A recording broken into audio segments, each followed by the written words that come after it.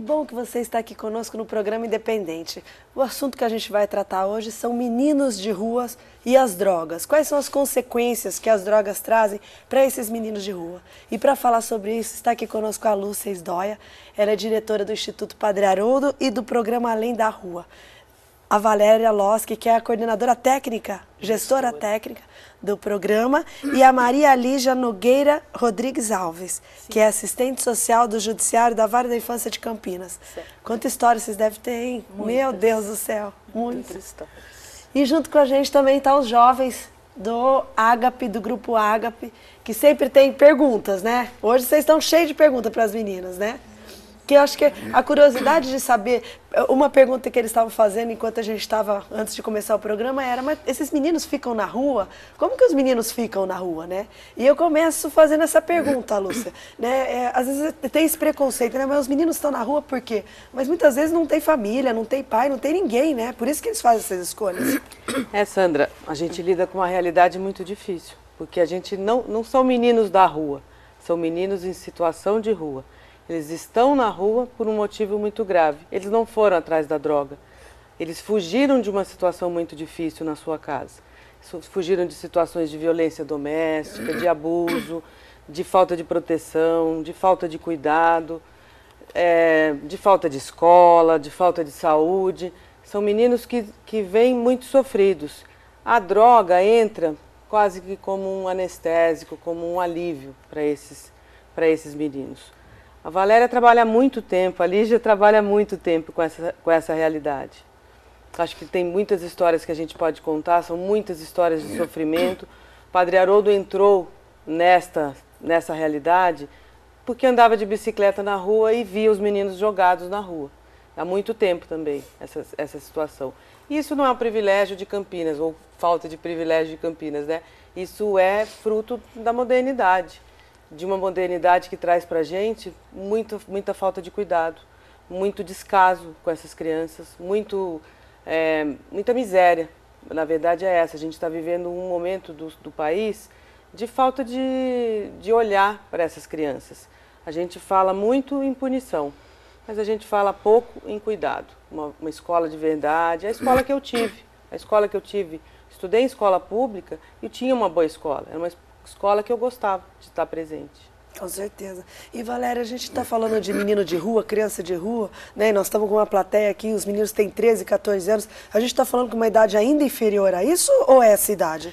Hoje, infelizmente, a gente já encontra uma idade inferior a isso, né? Se esse fenômeno há 2 décadas atrás, a predominância era 13, 14 anos, hoje a gente já encontra com 11 anos, já encontramos com 9 anos. E essa realidade da rua, ela vem também ficando cada vez mais grave, né? À medida em que a nossa sociedade vem ficando cada vez mais complexa nas suas relações, né? Então toda essa questão da violência que a gente vê crescendo, a própria droga, né, que é usada há 2, 3 décadas, a gente falava de cola. Hoje a gente fala de crack e outras drogas ainda mais complexas. Então a gente vê que as crianças que estão em desenvolvimento, né, estão entrando na puberdade, já estão entrando em contato com algumas drogas que vão provocar consequências, às vezes irreversíveis na sua vida, seja no campo psicológico, emocional, como na questão física, né? Com certeza. A gente vai quebrando esse preconceito, né, de meninos de rua, que, como a Lúcia falou, né, muitas vezes eles não querem isso. Uma vez nós fomos gravar um programa independente, eu nunca vou esquecer, um menininho, acho que tinha uns 8 anos, e ele jogou o cigarro de maconha no chão antes de dar a entrevista pra gente. Mesmo que a gente não tenha reconhecido o rosto dele, a gente saiu de lá, poxa, mas ele tem 8 anos, não é possível que ele fez essa escolha, né? E aí eu te pergunto, Lígia, qual que é o estado dos meninos, né? Você que trabalha na vara da infância, qual que é o estado que esses meninos estão tão novos, assim, não só emocional, mas fisicamente também?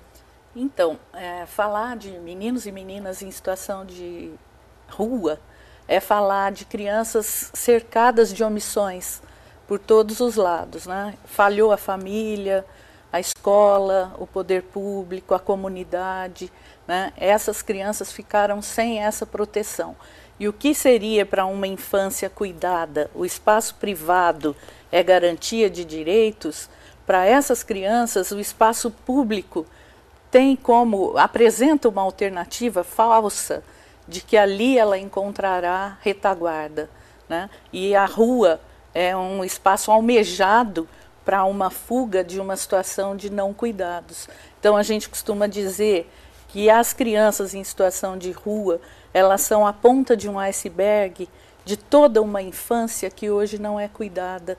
Famílias inteiras de todas as classes sociais que não têm tempo para suas crianças, né? Delegam esses cuidados cada vez mais para terceiros e se afastam da convivência, do tempo dedicado às suas crianças. E aí o que acontece? As crianças fogem de casa, deixam suas casas. Por quê? Porque nessas casas elas não tinham lugar, né? Já me ocorreu de ir visitar um menino de 9 anos, em situação de rua, que dizia, eu saí de casa porque lá ninguém gostava de mim. Então eu fui até lá para ver como é que era a vida e simplesmente não tinha nada reservado para ele. Assim, onde ele dormia, a avó me disse, quando ele está aqui, ele coloca um colchão e dorme em cima desse esgoto que passa por aqui. Então era um menino descartável e ele realmente acabou indo a óbito.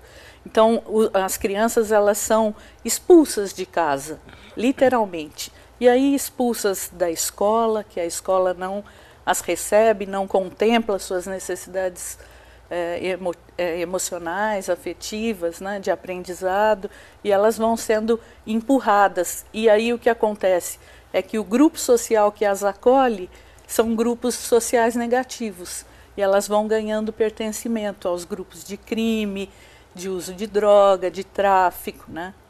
E nessa história toda a gente só ouve o final, né? São meninos de rua. Isso. A gente nem sabe qual é toda a história Exatamente. deles.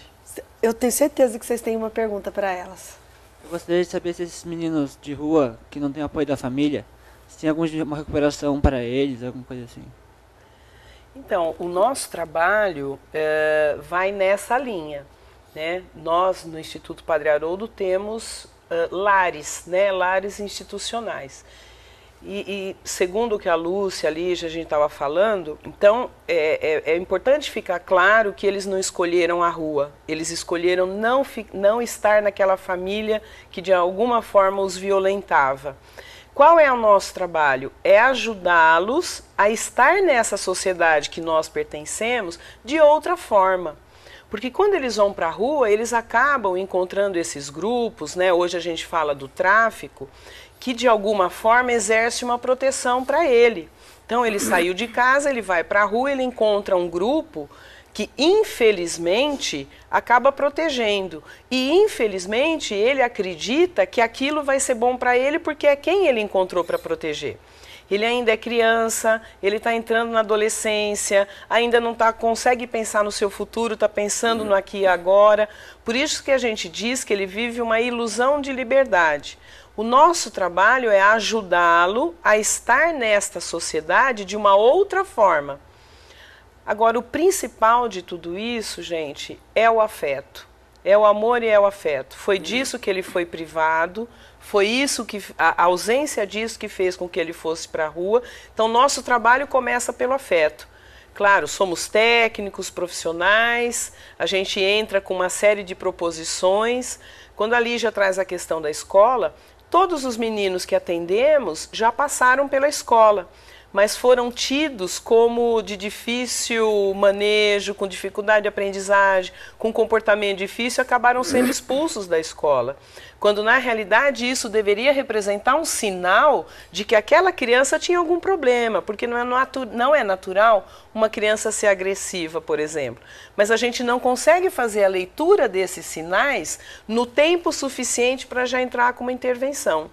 Então, o nosso trabalho é ajudá-los a ter uma convivência saudável dentro do abrigo, por exemplo, proporcionar lazer, proporcionar atividades culturais, proporcionar situações que eles possam sentir prazer, o prazer da convivência, que é isso que permeia a nossa vida.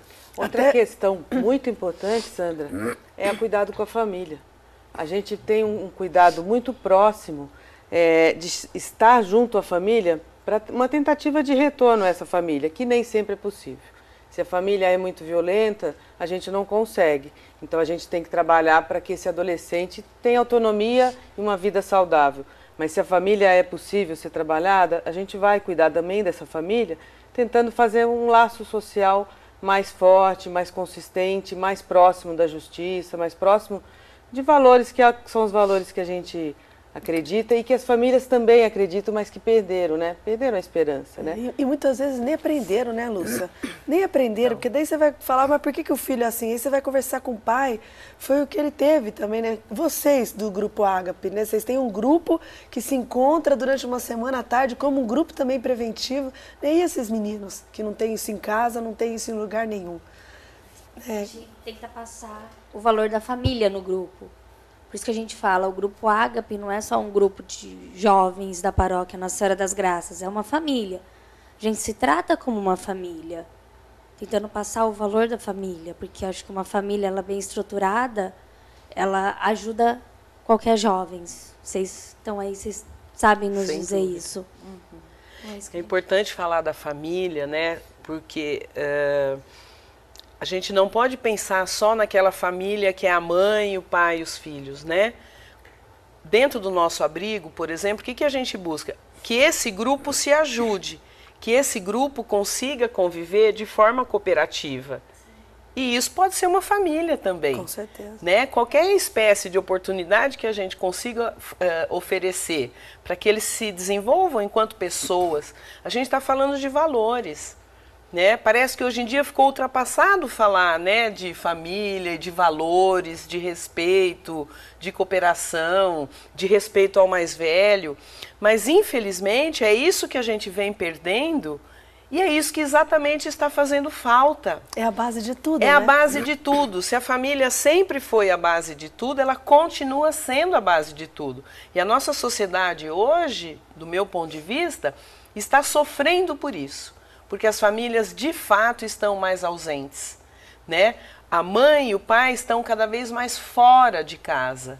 E cada vez mais as crianças que ficam ali sentem essa necessidade. A gente não está colocando nada no lugar, porque não tem outra coisa a não ser a família mesmo, né? E do meu ponto de vista, tudo que a gente está vendo hoje, né, a sociedade, da forma como vem se tornando, a falta de respeito. O que antes o mais novo tinha que ter respeito pelo mais velho. Hoje parece que isso se perde. E isso não é ultrapassado. Não é ser moderno.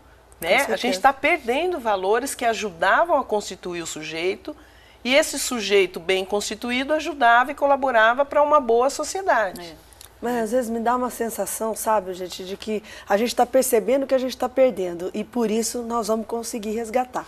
Tá uma delícia a conversa, mas a gente vai para um rápido intervalo e a gente volta daqui a pouco.